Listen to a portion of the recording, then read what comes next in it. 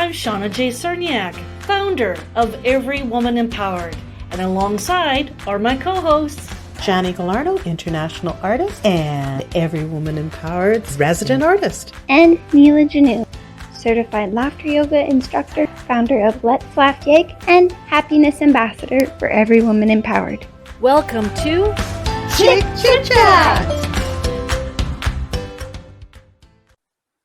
Today's special guest, I am happy to announce, is Rhonda Head, artist, singer, songwriter, podcaster, and so much more. Welcome, Rhonda, to the show. We're happy to have you. Thank you for having me on. I'm excited. Yes. So, Rhonda, I got to say that just like us, you took on a great initiative for COVID last year. You decided to start something new. Could you share with us and our viewers about your venture and what you started due to COVID? Okay, well, last year, everything shut down in March, and I was supposed to go perform in New York City at Carnegie Hall. I was supposed to go to Los Angeles to go and perform there. I was supposed to go to Arizona to do some recording. I was supposed to go to Vancouver, and it all stopped. Everything stopped, and I just thought, oh my goodness, what am I gonna do? And I started thinking about all the other artists, because it just seemed like the music stopped for a moment.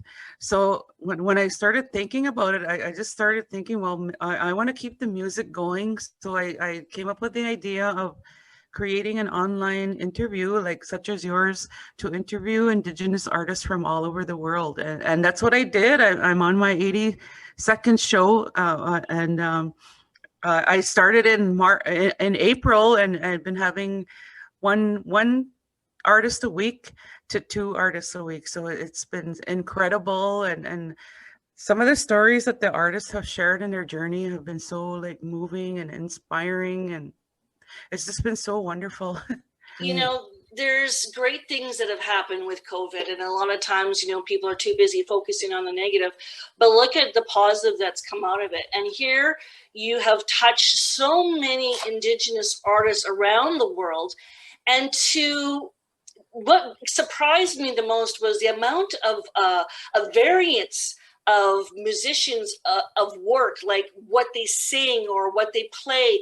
And you yourself, soprano, like you have a soprano voice. And we, all 3 of us ladies, listened to Ave Maria in Cree that you sang.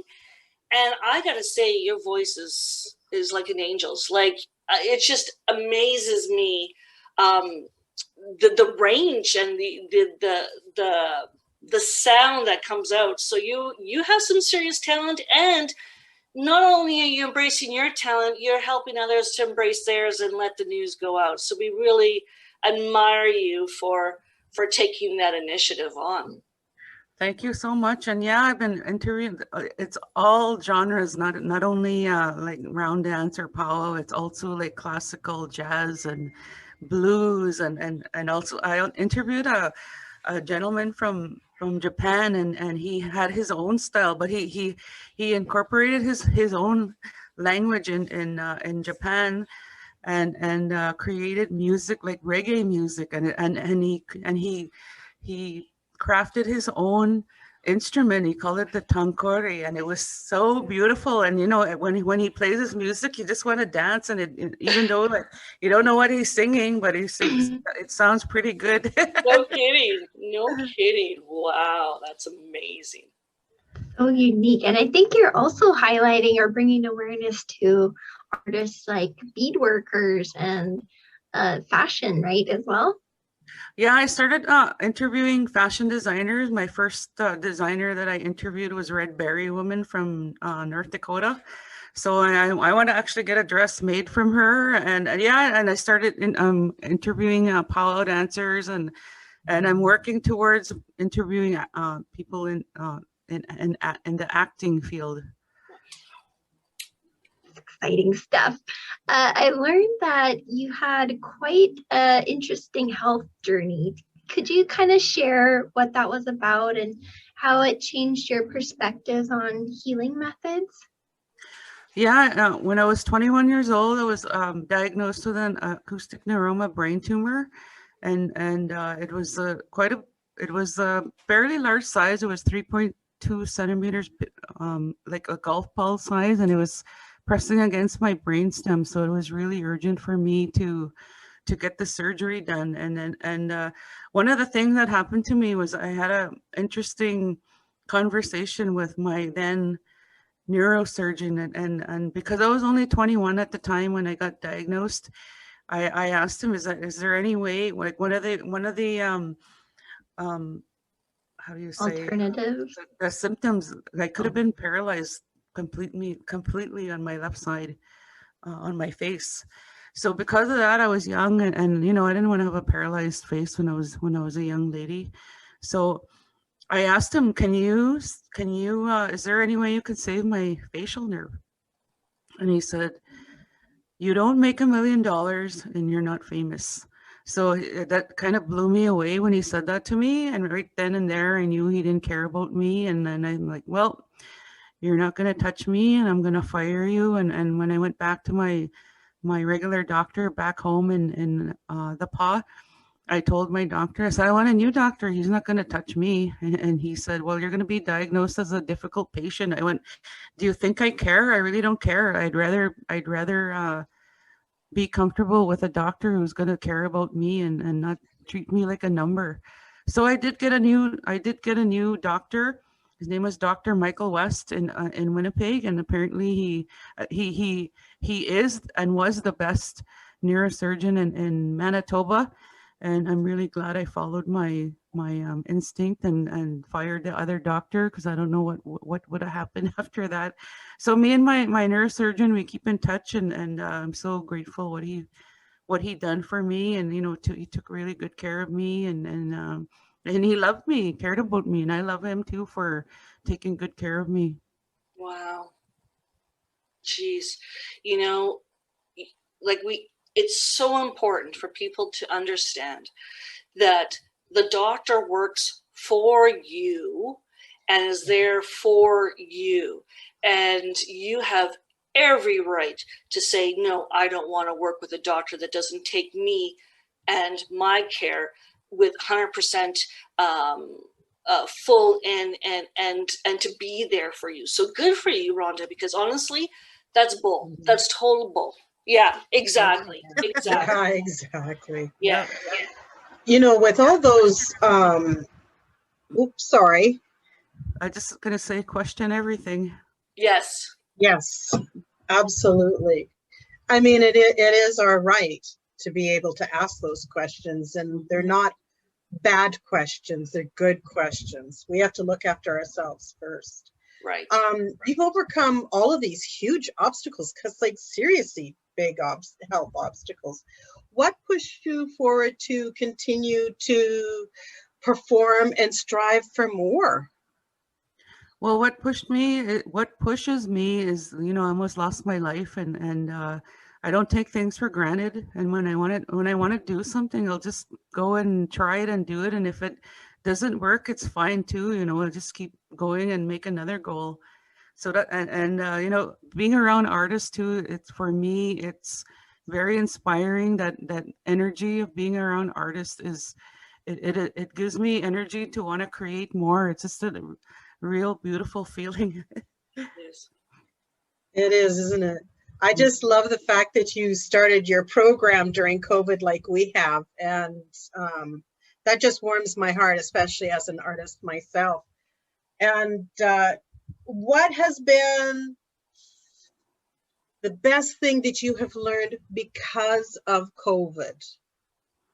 The best thing that I've learned, I've just been like going and not stopping and trying different things. And, you know, yeah, I failed at some things, but that's okay. Like I said, you know, as long as you try, you never know until you try it. And when I first came up with the idea of my show, I was scared to death, you know, like, how am I going to interview these people? I have no skills. And so I did a lot of reading and studying online of what kind of questions to ask. And and now it's become the way it has, and it's just like I'm having a conversation with the artist, and it brings out really awesome stories from the artist, and some of the things they share is just incredible. And a lot of the times the artists also tell me that the interview is exclusive because they trust me when I ask them to be part of my show, and they tell me that they won't give an interview with anyone else, only me. So I'm really happy about that. That's pretty impressive. special. Yeah. No And kidding. you're saying the most important thing is to try and just Mhm. see what comes of it. I mean, not everyone has had a near-death experience like you have, and the music industry can be really tough, even if you're really trying. So how do we help young musicians succeed? And maybe not necessarily young in age, but even young in experience, like if you have a late start to music. To practice your music, to follow the genre that you love, just because everyone's like in the Indigenous community, a lot of artists go into country, and sometimes what you don't have to follow that if you don't feel it. Follow a genre that you love, and the passion will come out from there. The other thing is to practice and get voice lessons and get immersed into music and the business industry, the music business industry, as much as you can. Learn about it as much as you can. I currently work contract with the Manitoba Arts Network, and we've been having a program training every year. We train 5 Indigenous artists, Indigenous emerging artists, and we have a camp for like 2 days, and we just cram them with all the information they need to know about the music industry and about their craft as well. So that's part of me giving back to the younger generation, or people getting into the music industry. Wow. What true guidance. Mhm. It's very rewarding for sure. Like some of the alumni have grown have blossomed into the music industry, and they're like doing really so well. Like their music's getting on the Indigenous Music Countdown. They're getting videos made, and they're winning awards and music award shows. So it's really rewarding to see the alumni do really well in the music industry. No kidding. And what blows me away is with all our technology and the opportunities and all the social media platforms that they can share their talents with and get an amazing following. I mean, it's sure different than back in my day. You know, we didn't have those opportunities, and it's so great to see that you know, there are people in the industry that are taking the time to nurture and work with those coming into the industry and helping them out. So that's a huge kudos to those who are sharing their craft. For sure, and it's Mentorship needed. is so You know, fun too, right? Right. we have the knowledge and the experience, and you know, it's our duty to share, right? It's our duty to share, not to hang on to it. So Rhonda, I love your Ave Maria in Cree. It's just so beautiful.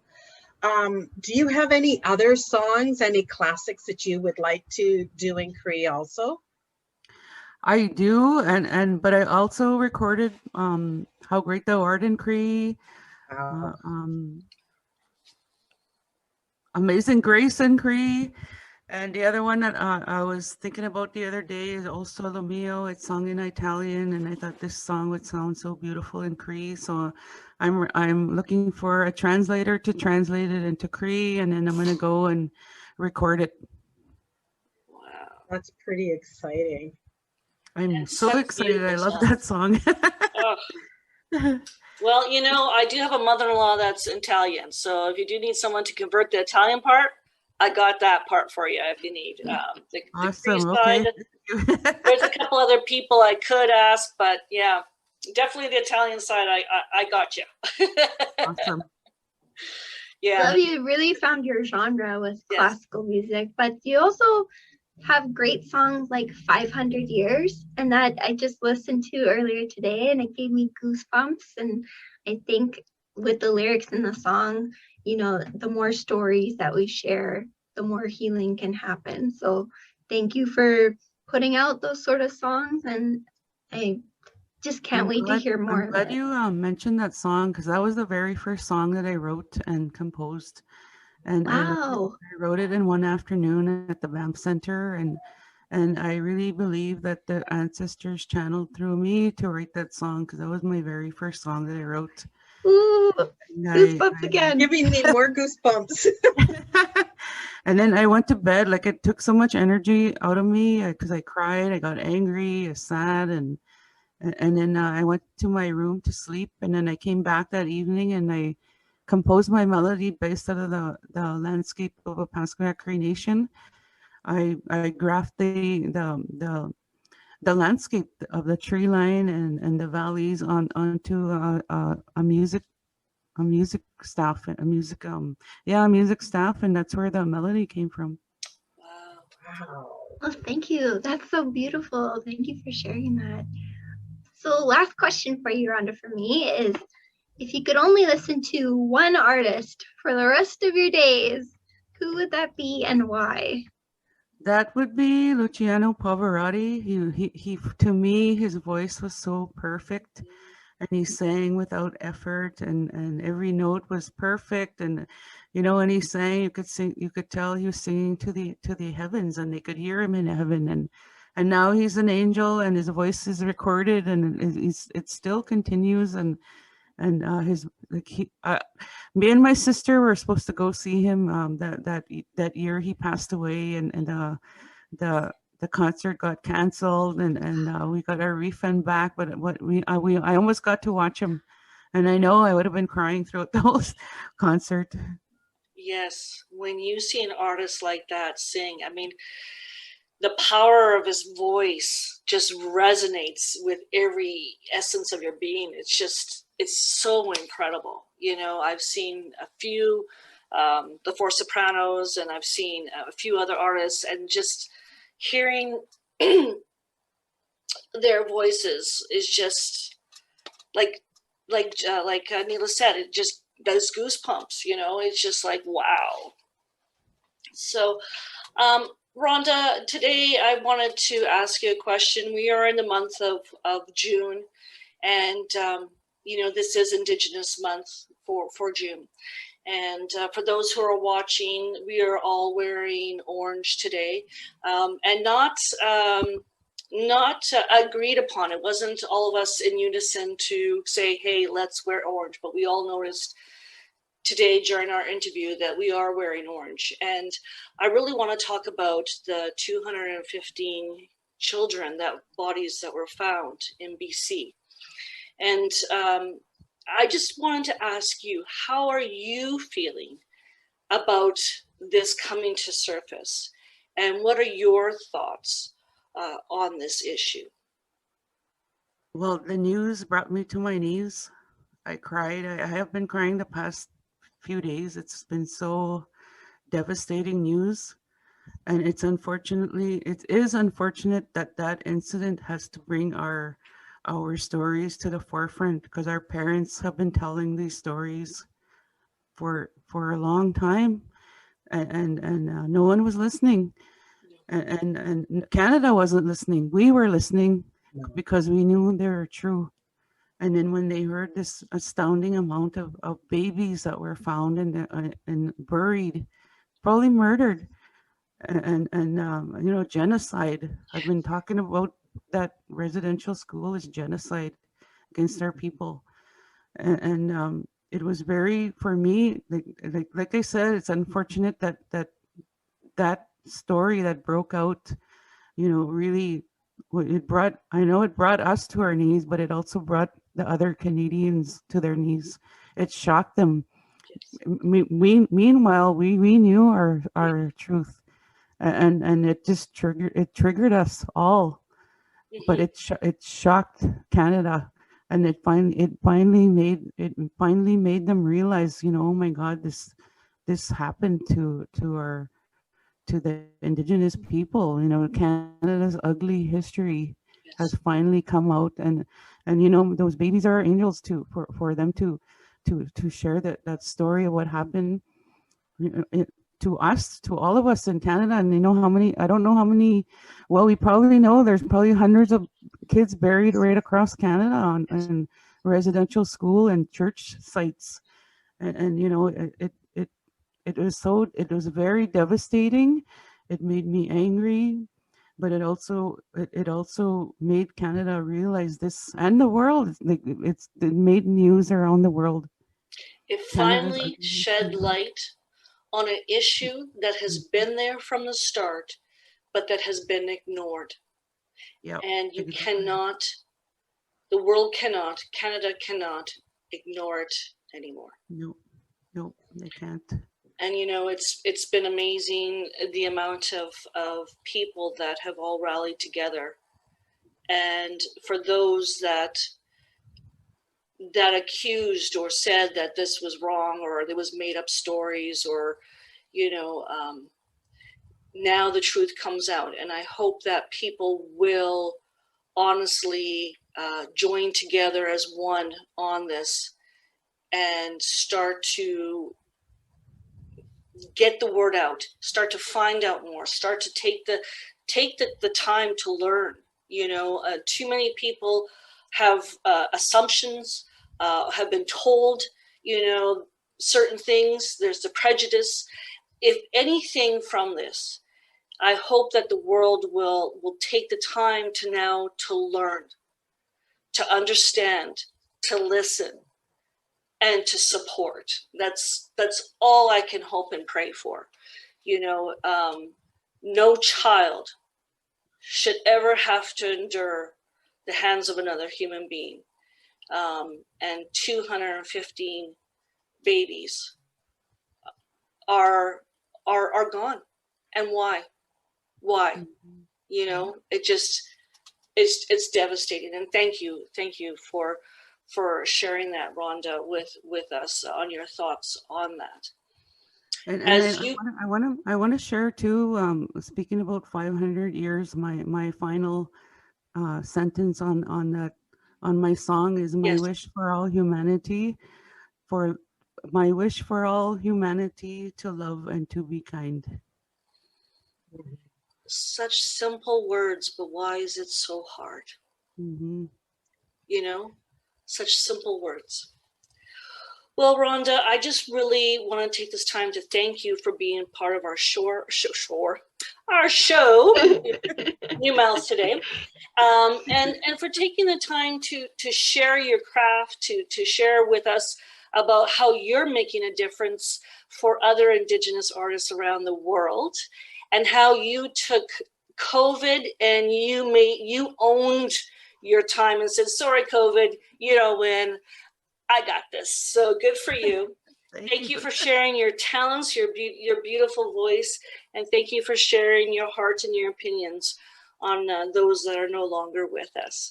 We only wish you and your podcast and your endeavors as you go forward the best. And thank you for being a part of Every Woman Empowered's Chick Chit Chat. You have yourself a great one. Thank you very much. Thank you.